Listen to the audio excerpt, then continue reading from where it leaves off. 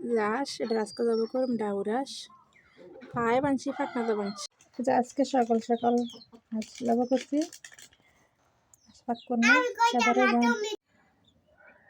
আসসালামু আলাইকুম, কেমন আছেন আপনারা? আশা করি সবাই ভালো আছে। তো আমার হাঁসের মাংস ভাগ করবো আজকে নতুন আলু দিয়ে, পুরো ভিডিও দেখেন। এতে আমার পেঁয়াজ কষানো হয়েছে, দিয়ে দেবো মশলা,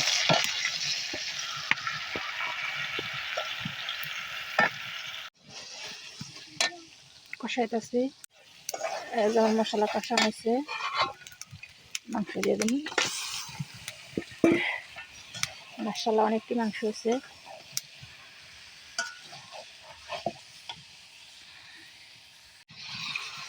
মশলা অনেকটি মাংস। আমার খুব কষান শেষ হয়েছে, ওনার আলু দিয়ে দেবো, মানে নতুন আলু।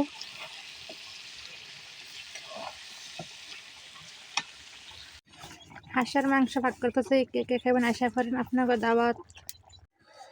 এটা আমার হাঁসের মাংস রান্না শেষ, দেখেন কত সুন্দর কালার।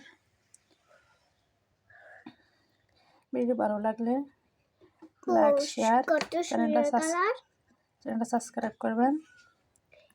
পাশে থাকার জন্য ধন্যবাদ।